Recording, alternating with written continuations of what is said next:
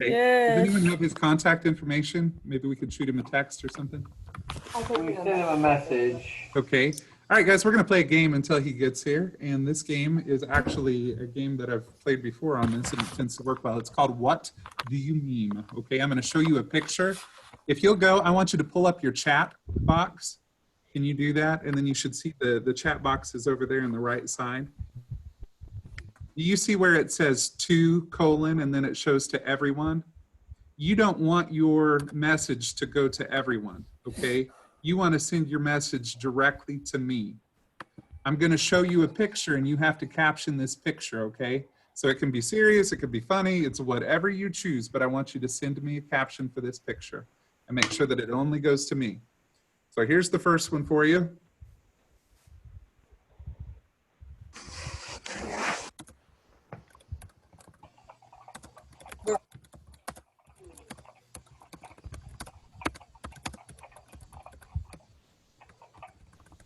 Are we supposed to do this as well? You can if you want to.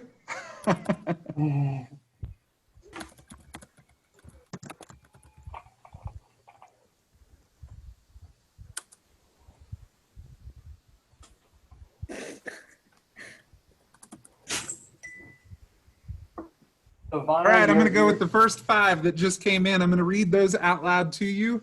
I'll give you a number, 1, 2, 3, 4, or 5, and you're going to vote for the best one. Are you ready?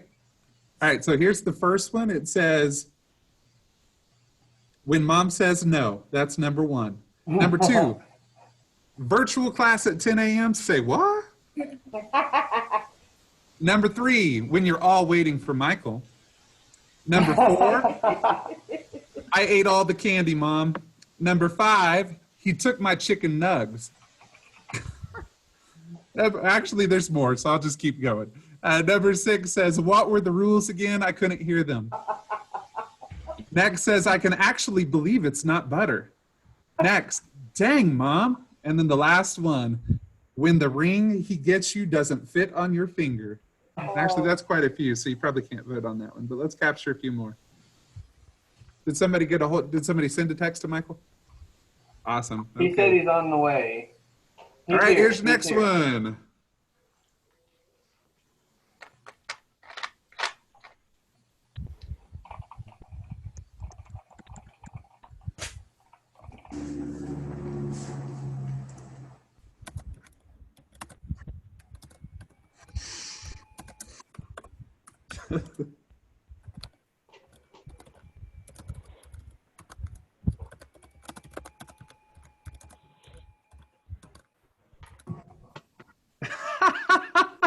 Nick, that's hilarious. All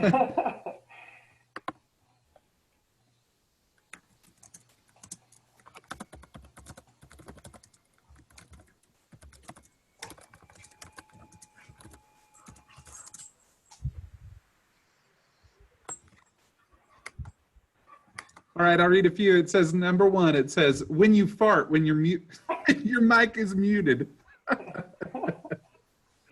Number 2, when you're trying to act serious, but you can't. Number 3, after I got Gram her Ferrari. Number 4, when I get to go with my parents to the store after they said no. Nice. I like the fart one. That was very creative. Nicely done. Michael, you're back with us. Hello. All right, we'll do one more and then I'll start the lesson, okay? Here's the last one. I want you to caption this for me.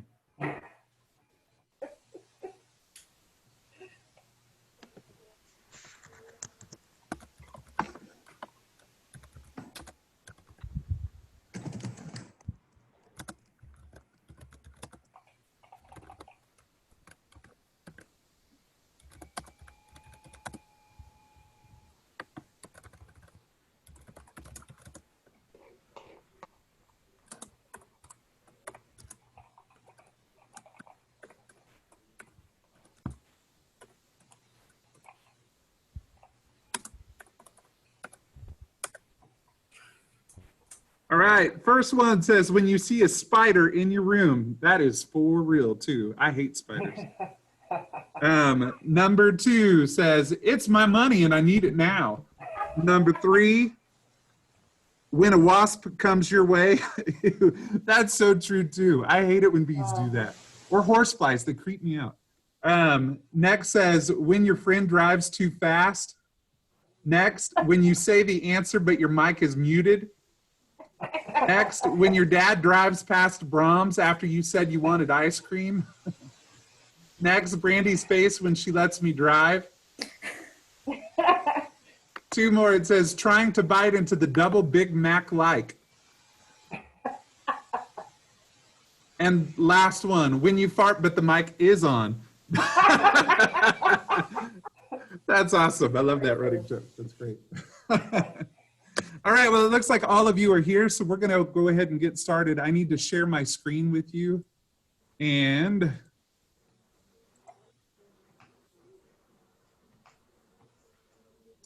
I am going to pull up the PowerPoint. So first of all, I want to show you the classroom. If you're not familiar with Google Classroom, you should already belong to this. If you don't, let me know. Put it in the chat room or something, because you've got a class code that you're going to have to enter. If you click on the classwork tab, today's lesson is going to be over the rhetorical situation. So this is Comp 3. It's a little bit more advanced than the other composition classes, and we're going to study just argumentation and rhetoric. And today we're going to talk about ethos, pathos, and logos. But anyway, you can see under the classwork tab, the rhetorical situation is listed. I've got the material here for you. All you have to do is click on the slideshow. And then also I have an assignment that you need to do this week as well, and it won't take you very long to do that. All right. So let's go ahead and get started. And I will pull this up. So we're going to talk about Aristotle, and we're going to talk about the rhetorical situation. And before we get into that, I want you to think about a time that you've really needed to be persuasive. For me, I've had to be persuasive with my own family. I've had to be persuasive with my friends. I've had to be persuasive even in a court of law, trying to get out of a traffic violation. So persuasion is a big deal. And literally people have written books. They do seminars on persuasion. And do you know people make bank when it comes to this topic? I mean, seriously, when we talk about persuasion, me as a teacher, or especially when I was the executive director of a nonprofit organization, if I wanted to take a class in persuasion, dude, some of those people that we're talking were making like millions of dollars just based off of the information that they were given to help people become more persuasive. But persuasion is a really old topic. And so when we think about persuasion, it really gets started, I say it gets started in terms of like studying it. It gets started in the 4th century BC. And this is Aristotle. He's like a famous Greek philosopher. He's kind of a smart dude from the 4th century. And can you guys, you're seeing my screen, right? Yes. All right, so anyway, this philosopher gives us a definition, and he says that rhetoric is an ability in each particular case to see the available means of persuasion. So I want you to think for a minute about, well, we'll go back to that Brahms thing that someone said. I want to go to Brahms. If you're in the car with your grandparents and you want to go to Brahms versus you're in the car with your best friend who actually wants to go to McDonald's, your mode of persuasion, knowing your audience, is probably going to change how you convince that audience to stop at Brahms. And so he's telling you that rhetoric is basically your ability to persuade people, but it also tells you, this is really important, this particular case. So it tells you that your persuasion has to change from situation to situation. Google gives us a definition of rhetoric too. And it says it's the art of effective or persuasive speaking or writing, especially using figures of speech and other compositional techniques. And the key word there, the two big ones, number one, it's persuasion, and number two, it's techniques. Before I move any further, I want to have a quick talk with you. So I'm actually going to stop sharing my screen. Hold on just a sec. And I want to talk to you.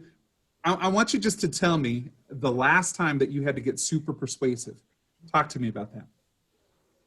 And now you can unmute your microphone and you can talk.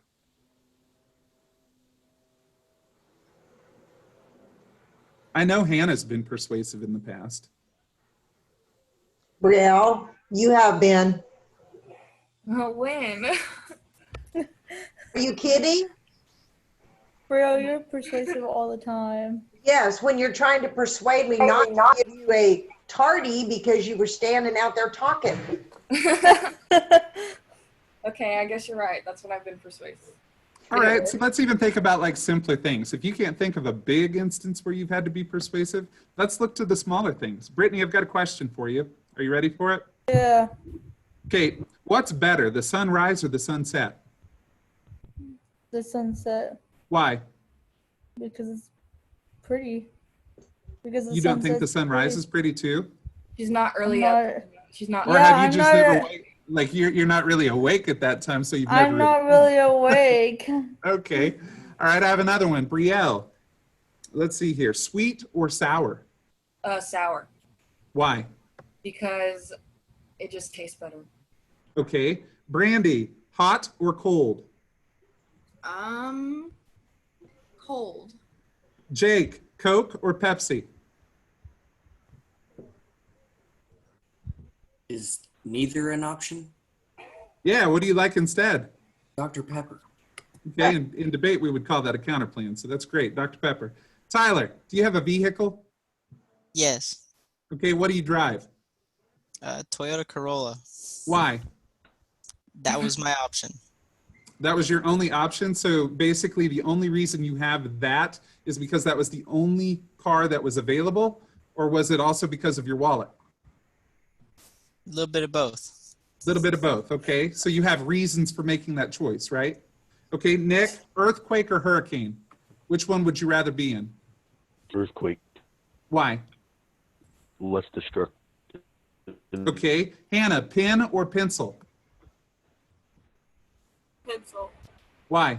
I always make mistakes. Okay, so you have a reason. Michael, destiny or choice? Choice. Choice, okay. Vana, alone or together? Together. Okay, what's my point with all of this? Sometimes you're given options and you've got to make a choice, right? And so you've got to weigh out the reasons. Well, if I ask you the question, Coke or Pepsi, and I want you to name Pepsi, I've got to get some persuasion in there and I've got to make you want to say Pepsi. And that's what we do with rhetoric. And that's why we study persuasion. And actually, there's a lot of science behind it. So I'm going to go back to the PowerPoint now. Well, not PowerPoint, Google slideshow, whatever. And do you have, well, I guess you really don't need to take notes, but you're welcome to take notes if you'd like to.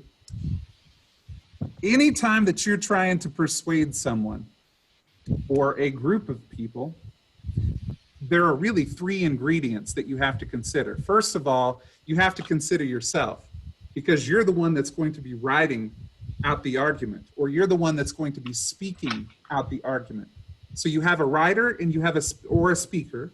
The next component, the second ingredient, is the text or the speech. So for example, when I asked Tyler, I said, why do you have your car? He said it was the only one available. So that was his speech. That was his argument that he made. That was the logic component. And then the last thing is that we're delivering that to someone. Some of us like to speak to ourselves. I talk to myself sometime, but for the most part, we're talking, if we're trying to persuade someone, we're talking to someone. So we also have to consider the reader, or we have to consider the listener. Well, in composition, it's going to be the writer, the text, and the reader. If this were debate or public speaking, we'd be talking about the speaker, the speech, and the listener. But if you think about that, that's 3 points.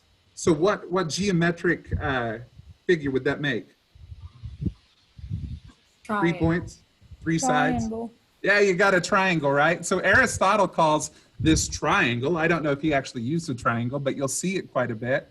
He calls those 3 things the rhetorical situation. And he said, if you really want to be persuasive, you've got to consider all 3 of those ingredients. And that's where we get the terms ethos, pathos, and logos. So let's talk about what those mean before I ask you to use those. So ethos, or sometimes people will say ethos, and I'm not sure how to pronounce it actually, it's a Greek word.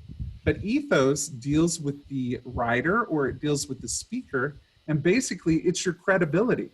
So what does that mean? What is credibility? It's your proof, like how much you can prove it, basically. Okay. Well, I mean, I see what you're saying there, but actually I would say that your proof is probably the text itself. You're going to put a lot of data and statistics in the text, but what is it about you that makes you credible? Your source. You know, here's the question. Who's the author and why should I believe him or her? Who's the speaker and what makes that speaker believable? The education you have. Oh, okay. So we call that competence, right? So education. But let me give you another example. My mom started working at the SRS when she was really young. And back then, to work at the SRS for the state of Kansas, you did not have to have a bachelor's degree in social work. You didn't have to have any degree at all. So she started out as a secretary and then she moved up and eventually she was like an economic employment specialist. And then eventually after that, she became like a quality control specialist. She worked there for over 30 years. Now, her 30 years of experience, if I put her up against somebody who's never spent a day on the job but has a bachelor's degree, who do you think knows more?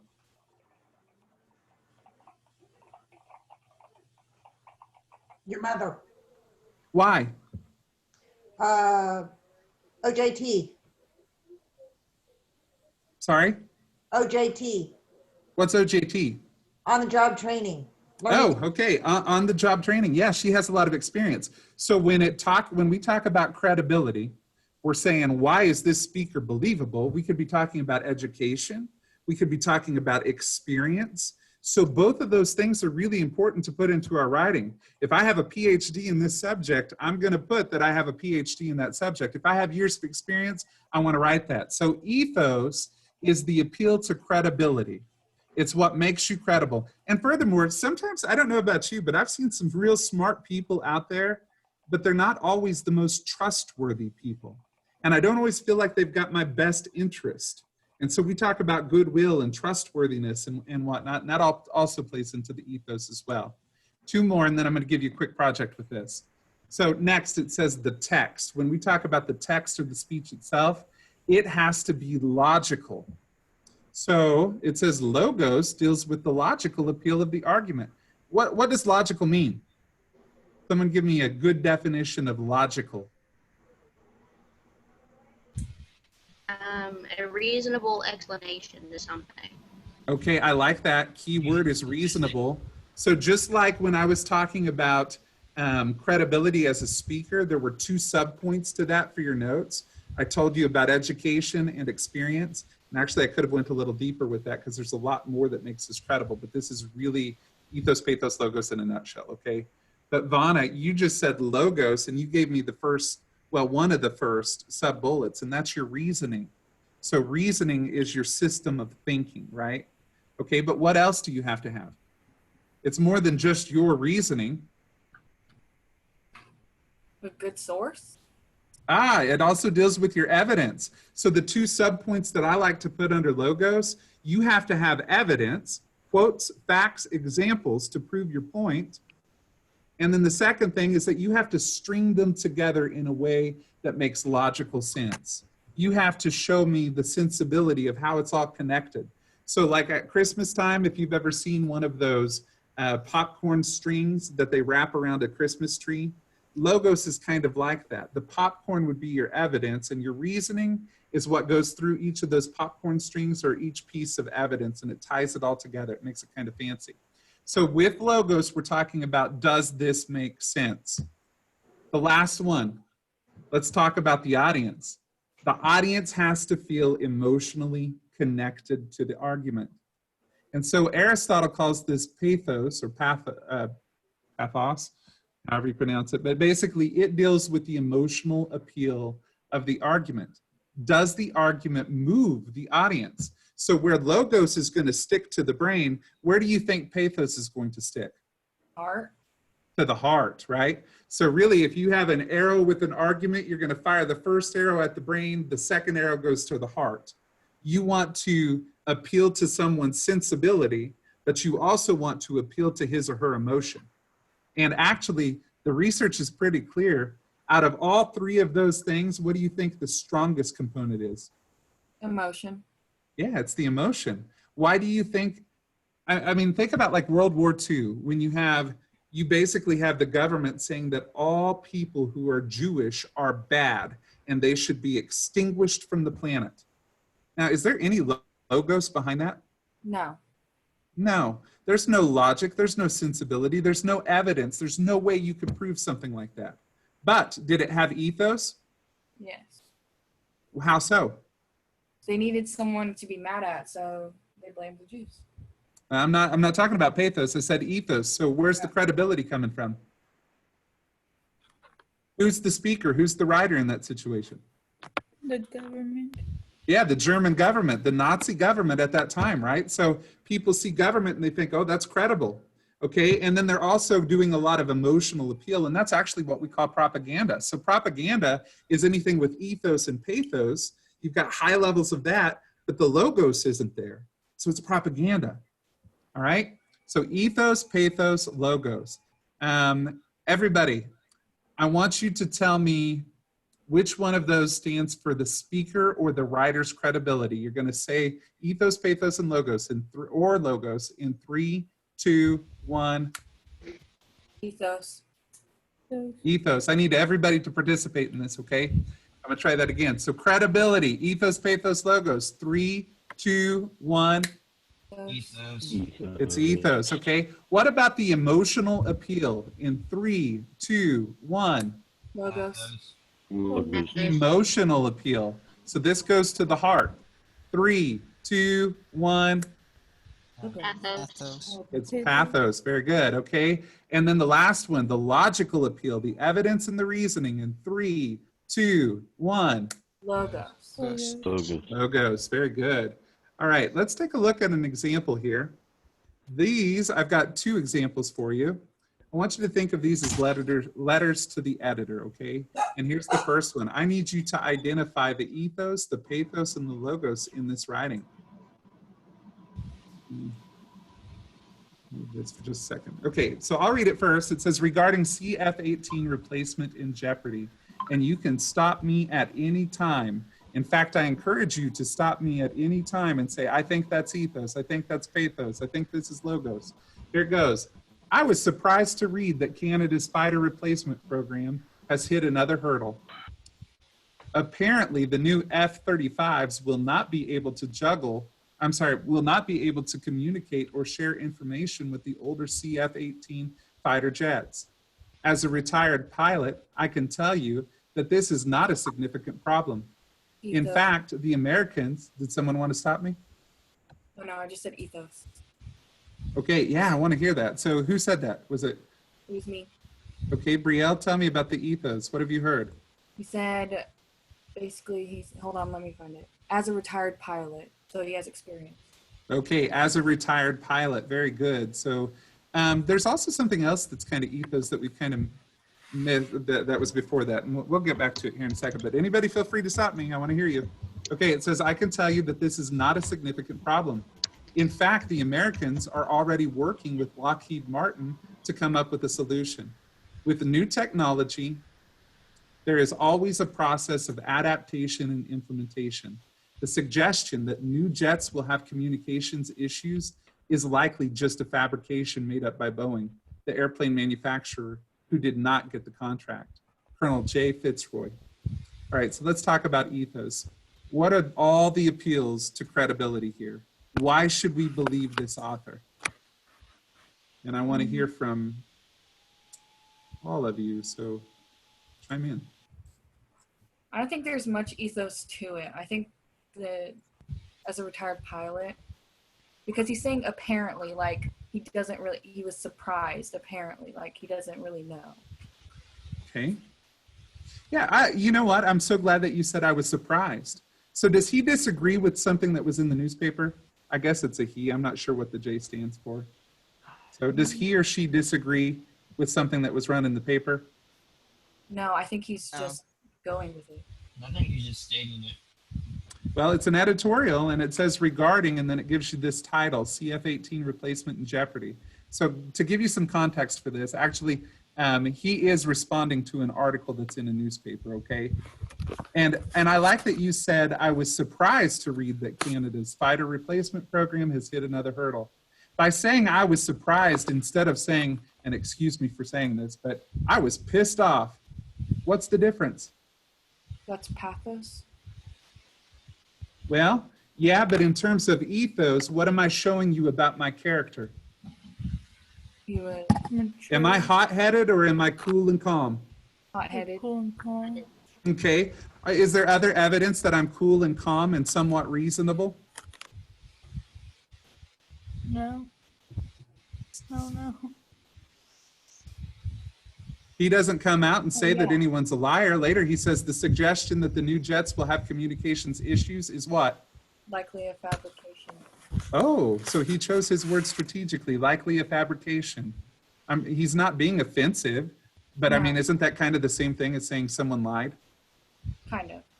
Yeah, so, and then also, what is this C word that's right before the J. Fitzroy? Colonel. Journal.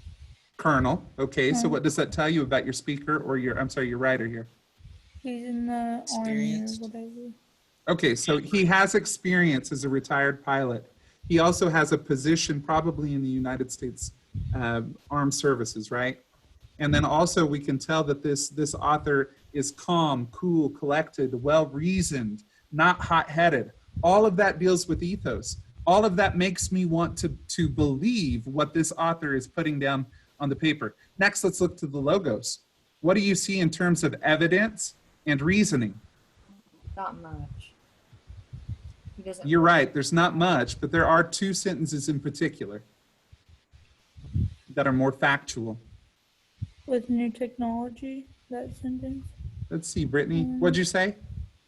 The one with new technology, there is also always a process of that one. You got it. Yeah, that's logos. So he's giving you some data there, right? With new technology, there is always a process of adaptation and implementation. In other words, it takes a little while for us to figure out these little technical difficulties or whatever, but we get there.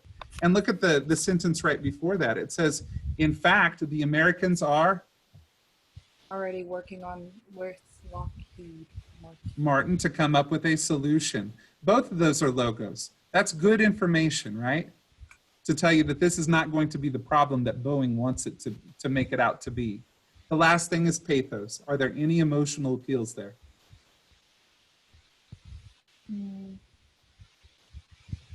The airplane manufacturer that did not get the contract. I don't know. Yeah, well, okay. Why do you say that, Brittany? Because there's emotion there. Because there's emotion there? That's How so, I though? know. What makes you think Like- that's emotional? They could get mad and stuff because they didn't get the contract. Okay, all right, I see what you're saying. That might actually be more logos. I don't see a lot of pathos in here.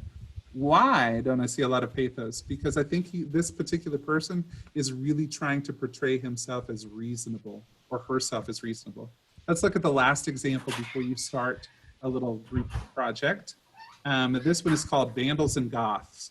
Okay, it says, to the Goths who punctured my tires, you might like to know that your actions prevented a senior citizen, me, from getting to his chemotherapy appointment on time. Grow up and be considerate. Mark Burnley. lots of Hot-headed stuff. pathos in there. Yeah, Lots of what? pathos. And Like he's being hot-headed. Okay, so as far as the ethos goes, is there a lot of ethos in there? Just him. Okay. I mean, how does he know? Yeah, it's I mean, not? he's speaking from personal experience, so I mean, he certainly is credible on this subject. In terms of logos, what do we know? What's this text tell us? He's mad. He missed a chemotherapy appointment. Okay, so someone punctured his tires, he missed a chemotherapy appointment. But it's really heavy in the pathos, right? Can you sense the sarcasm? Can you sense the anger?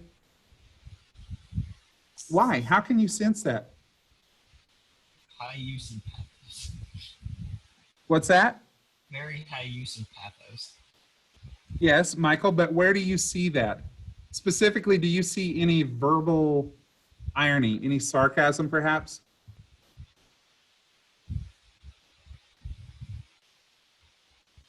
Why do you think that the author refers to himself in the third person? That your actions prevented a senior citizen. A senior citizen is talking about himself, right? And then in parentheses, he says me. Why does the author not just say your actions prevented me from getting to his chemotherapy appointment on time? To appeal to The pathos. fact that he's an elderly person Because be more you likely don't to know like how emphasize old it. he is. makes it more. Yeah, knowing that he's a senior citizen makes this problem even more significant, right? And then at the end, grow up and be considerate. Have you ever told someone to grow up? Have you ever told someone to be considerate? Imagine how that sounds. And you can almost hear this being said as you're reading it. So it's got a lot of pathos. Okay, I'm going to put you into small groups, and each small group is going to watch a video. So I hope that you have access to the PowerPoint. The next 3 slides, if you're looking, the next one says ethos, what is it? And it's got a video. Next is logos, what is it? And it has a video. And then the last one is pathos, what is it? And it has a video. I'm going to assign you to breakout rooms. And when I do that, each of you are going to be in charge of watching a video, and then you're going to report back to the group. It's going to go a little bit more in depth as to what each of those components are. Like, how can I really build my credibility? Or how can I really use pathos? Okay, I want you to take notes as a group, and then I want you to present that information back to the whole group. Okay, so Brielle, Michael, let's see, we have 9 students, is that right? Okay, so Brielle, Michael, and Brittany, and also Colton, I'm going to put you in a group, and I want you to study ethos. Okay, so that will be the breakout room. Can somebody, let's see here, I guess I'm going to have to stop sharing. Stop share. All right, breakout room. Participants into a room. We're going to go 3 rooms. We're going to go manually create rooms. Breakout room 1. All right. So who did I say was in that one? It's Brielle, Michael and Colton. Who else? Brittany, Brittany, and who else? and Brielle, and Michael, and Colton. I said Michael was in it too? Yes. Yes. Okay, so I've got Brielle, Brittany, Colton, and Michael. I have assigned you to breakout room 1, and I will move you in there in just a second. Breakout room 2. Let's see. I'm going to put, let's see, Hannah, Jake, Mrs. Votes, and Brandy. I'm going to put you in breakout room 2. And the last breakout room is going to be with me. So I'm just going to keep you here. Well, actually, maybe I do have to assign you to your room. Oh, can I use one of the other people in here, like John or Adrian? Okay. All right. Adrian, are you good with it? I saw you shake your head. Okay, so Adrian, I'm going to put you in breakout room 3, and you're going to be in there with Nick, Tyler, and Ivana. Okay. And I guess I'll put breakout room because I got a couple more of you here. Sorry, I've never done this before, but I'm excited about it. Okay, so let's just go ahead and open all the rooms. I think it's going to start right now.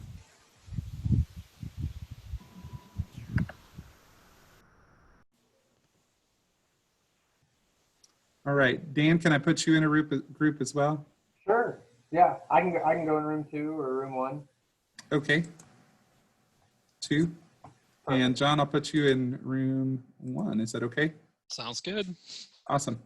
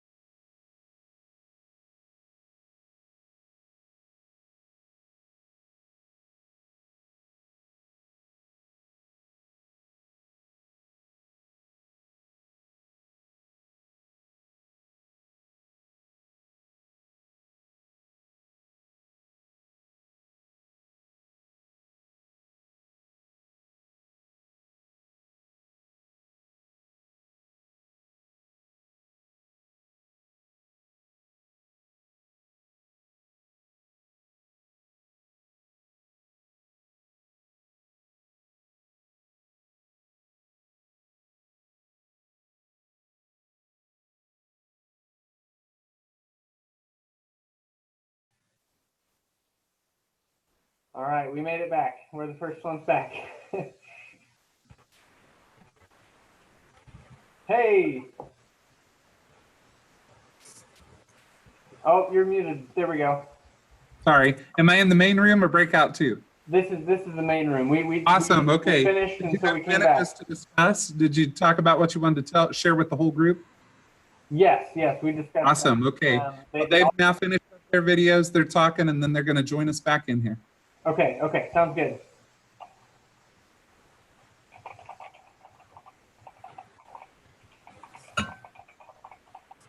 I need to get a coffee machine in my classroom. I want my cup to runneth over. Mrs. Boats, I'll tell you what, we drink a lot of coffee. So do I. I usually have some in my mug here, but I'm running dry as well. Right?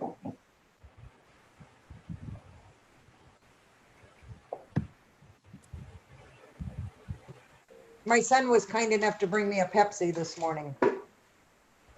So I had Wow. a Pepsi. I know. You're getting caffeine from soda. All right. Yeah.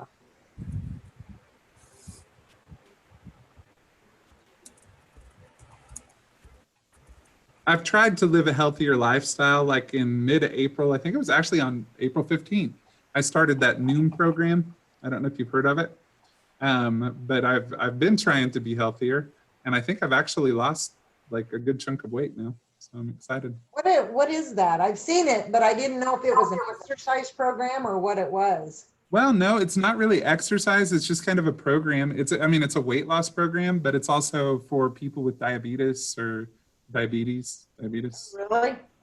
Yeah. Anyway, like with blood sugar problems and stuff, but it's really the weight loss thing is based on 4 things. So first would be your nutrition, second would be your movement, then sleep, and then stress management. And so every day you have like a lesson that you go through. Basically, it's just like calorie counting. All right, we're just waiting for one more group. You think We can it's talk and wrap up class? I hear Adrienne talking away in the office. I think she's almost. Oh, Of course. I forget that you all are connected, so you can listen. Yeah. Except me, I'm kind of down the hall from everybody, so. Oh, I know why they put you there. Yeah. I'm closer to the coffee machine. Oh, okay. Which is good. Copy or coffee? Coffee. Oh, even better. Yeah. All right, so everybody's back, and we don't have a lot of time. But I do want to give a couple minutes to each group just to discuss, and we're going to start with the ethos group. So if you were in the ethos group, wave at me. Oh, right there in a row. On my screen, it's all like right there in a row. I love that. Perfect for my OCD. Okay, so I want you to talk to me about ethos, the appeal to credibility. How can we become more authoritative? How can we become more credible? And everyone else who is not in this group, I strongly encourage you to take good notes because I think they're going to give you about 3 different bullets here. You're going to need this for your assignment that you're doing because I'm going to grade you on this. And this is the ethos group, correct? Yep. Ethos group. Let's talk. First, you need to be open about yourself and the stuff you know. Like, you need to be honest about yourself. So ethos, you said we need to be open and honest. Why? How does that build credibility? If you're open and honest, then people are more likely to believe you. To trust you. Yeah. And that's so critical. That's what ethos is all about. It's your trustworthiness. Should I trust you? Okay, what else? You have to be caring. Be caring. How do you show caring? Like whenever you like have a person off to the side, I don't know what they're called, but like a helper, you don't like say rude comments to them and just show that you care about people. Okay. Well, that's like in personal interactions, but how would you do that in writing? Are there ways to show that you have goodwill in your heart, that you care about other people? Don't like put other people down in your writing. I'm sorry, Michael, can you say it one more time? Don't put people down in your writing. Definitely not. In fact, you need to build people up, right? And if you're trying to solve a problem and get somebody to adopt your strategy for solving that problem, you need to show them how it's going to impact them. Your audience is one of the most important components of your argument. And we call this audience analysis, when you really know your audience. Okay, what's the third one?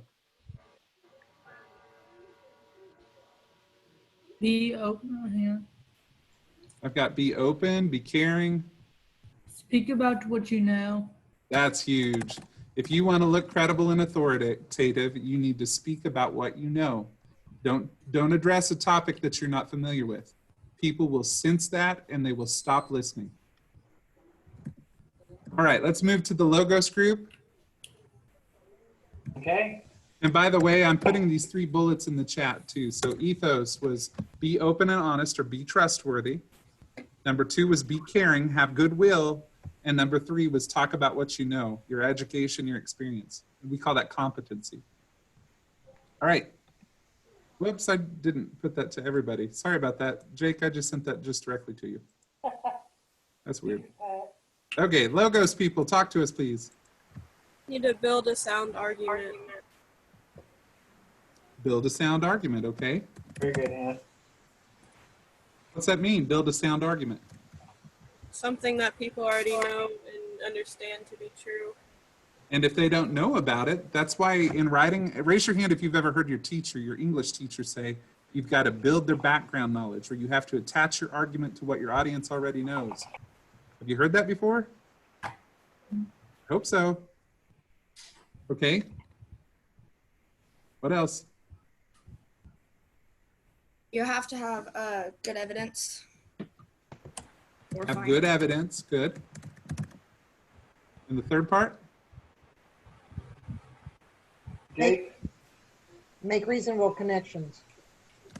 Reasonable connections. All right, last group, pathos.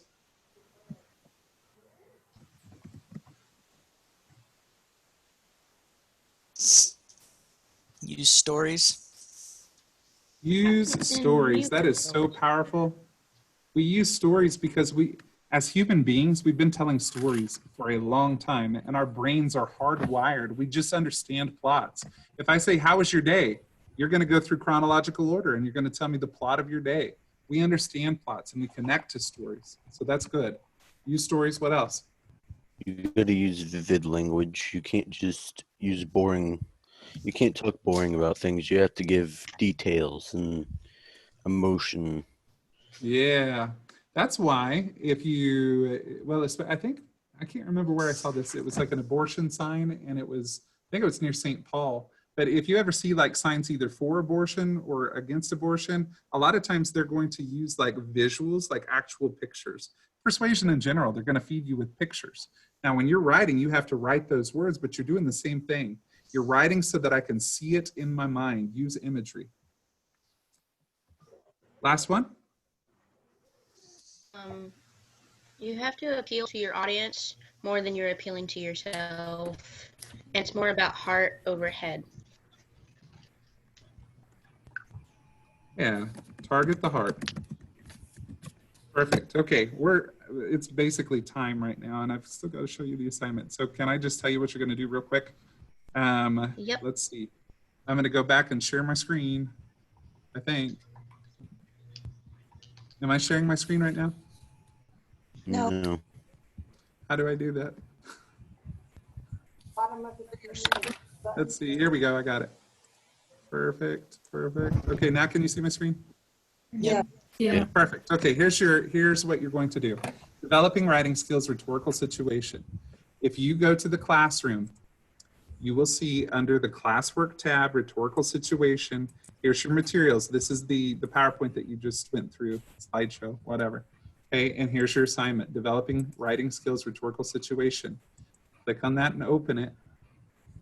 And each of you have your own copy of this, and you're going to really just write the script right underneath the directions, okay?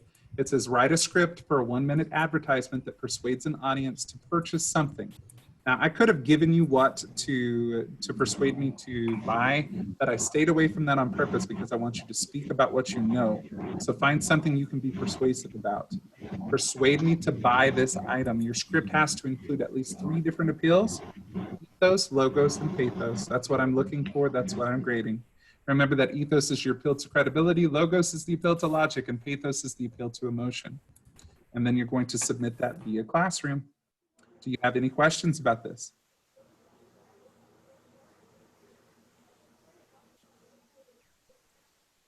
Okay. And When is really, I the guess that's exam? it. So we're good. Hold on. Did you say something, Bria? Yeah. When is the assignment due?